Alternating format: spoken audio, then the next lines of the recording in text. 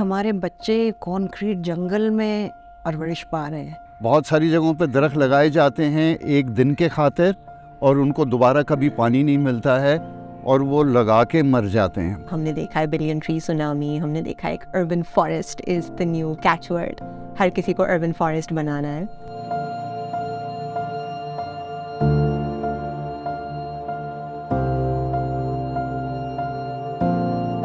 3 करोड़ से ज़ायद आबादी वाले शहर कराची के लिए एक प्रॉपर पब्लिक ट्रांसपोर्ट सिस्टम का होना तो बहुत ज़रूरी है और इसके मंसूबे गुज़िश्ता 20 साल से बनाए जा रहे हैं, बल्कि उनके रास्ते भी 15 साल से तय है। लेकिन मुख्तलिफ हुकूमती इदारों की आपस में कोऑर्डिनेशन ना होने और इन मंसूबों का साल हा साल डिले होने के जो बहुत बड़े नुकसानात हैं, उनमें एक नुकसान है कि पहले से ही हीट वेव की जद में आए हुए कराची के दर्जनों हज़ार दरख्त काटे जाते हैं।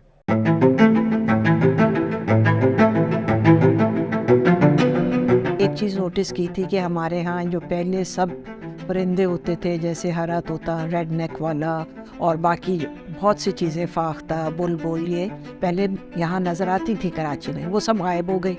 और उनके गायब होने की वजह ये थी कि उनका हैबिटेट ख़त्म हो गया।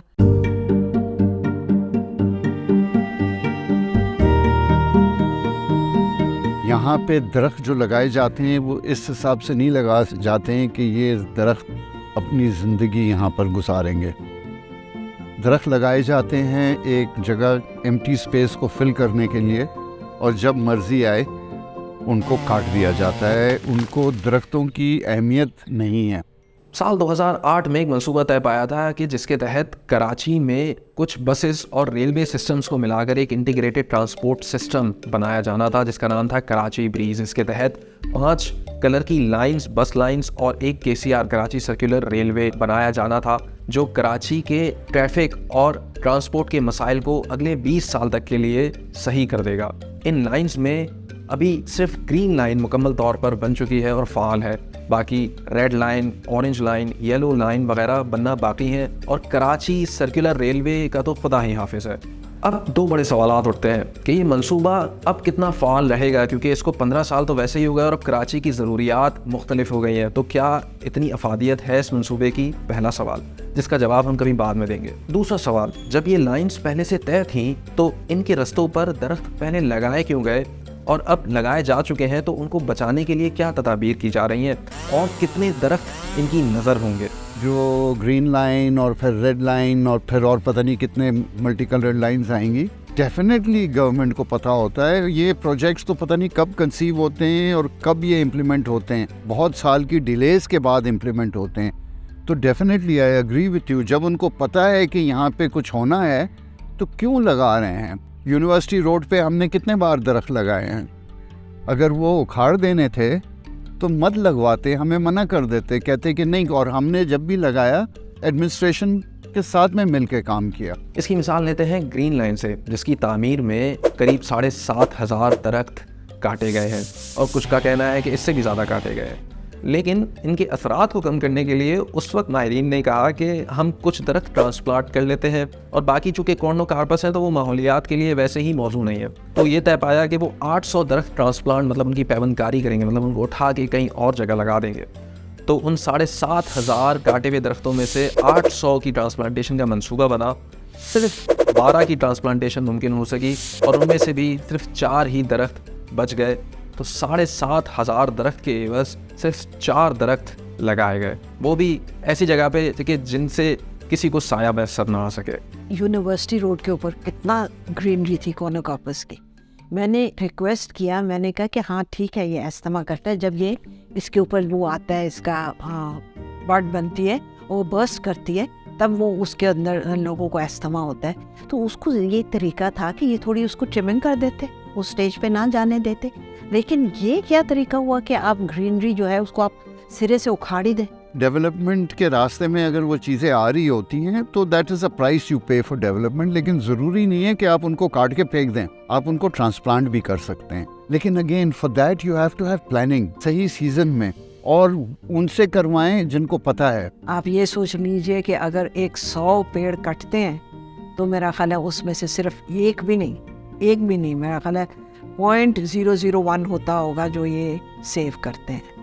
वरना जितने बड़े बड़े पेड़ थे जहाँ रेडियो पाकिस्तान और उस लाइन में जितने तकरीबन सब कटे हैं, तो कुछ हैं जो इन्होंने सेव किए और बर्न्स गार्डन में लगे हैं। अब आते हैं रेड लाइन पे जो अभी ज़ेर तामीर है। रिपोर्ट के मुताबिक इस रेड लाइन के रास्ते में 23,000 दरख्त आते हैं और इन 23,000 दरख्तों में करीब 9,000 दरख्त काटे जाएंगे क्योंकि वो बिल्कुल BRT की लाइन पर आते हैं, और कुछ दिगर दरख्त भी काटे जाएंगे जहाँ पर BRT के मतलब रेड लाइन के स्टेशंस बनना है। अब जो ग्रीन लाइन के मंसूबे में कोताहियाँ हुई उसका अजाला क्या रेड लाइन और बनने वाली दूसरी लाइन्स में मुमकिन हो सकेगा? इसके लिए देखते हैं कि हुकूमती ओहदेदारान क्या कहते हैं। ट्रांस कराची प्रोजेक्ट में अक्सर जो दरख्त हैं वो रोड के वस्त में हैं। BRT की कंस्ट्रक्शन भी रोड के वस्त में होनी है।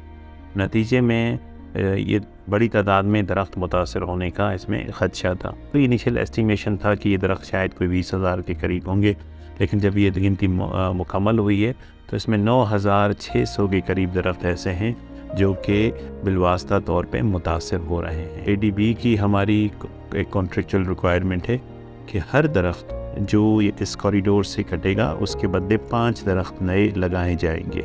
इसको एक मिक्स के तौर पे बनाया जाएगा ताकि फ्लोरा और फ्लोरा डिस्टर्ब ना हो, हैबिटाट डिस्टर्ब ना हो। You need only sincere officers, और जो आप ऑफिसर्स पोस्ट करते हैं ना वो उस फील्ड के होने चाहिए, और अगर वो ऑफिसर सिंसेयर नहीं होगा, मनी मेकिंग बिजनेस चलती है सारी जगह, तो वो कहेगा कि सीजनल लगा दो, अभी ये इतने करोड़ का ठेका है, सीजनल लगा दो, ये सीज़न 4 महीने बाद ख़त्म हो जाएगा, फिर दूसरे सीजनल लगा दो, फिर वो तीसरे सीजनल लगा दो। लॉस बने हुए हैं सारे, इम्प्लीमेंटेशन नहीं है, वो आके काट के चले जाते हैं, कोई नहीं, और माली पूरी उनके साथ देते हैं कटवाने में क्योंकि उनको लकड़ी बेचनी होती है। एक कॉन्सेप्ट ये भी होता है कि आप लगा दें, चंद साल के बाद उनको काटना पड़े और वहाँ पे कोई और चीज़ लगा दी जाए, या चंद साल के बाद वो चीज़ें मर जाएं, आपको दोबारा लगाना पड़े और दोबारा लगाना पड़े और दोबारा लगाना पड़े। तो ये तो फाइनेंशियली लुक्रेटिव है ना, कि दरख्त लगाओ, मर गया तो उसको दोबारा लगा लो, फिर दोबारा लगा लो, या गलत लगा दो तो उसको काट के दूसरा लगाना पड़े। ये समझने के लिए कि कराची में ये दरख्त क्यों अहम है, हम ख़ुद कराची शहर को थोड़ा समझते हैं और इस पर होने वाले हीट वेव के असरात को भी थोड़ा समझते हैं। अच्छा देखिए, वैसे तो कराची का एरिया जो है वो बहुत बड़ा है, लेकिन जब हम वहाँ देखते हैं कि जहाँ पर जो है वो बिल्ड डेंसिटीज़ और पॉपुलेशन डेंसिटीज़ बहुत ज़्यादा है, अगर हम आके उस एरिया को देखना शुरू करें तो हमें जो इलाके इसमें नज़र आते हैं उनको हम पहले एक नज़र देखते हैं।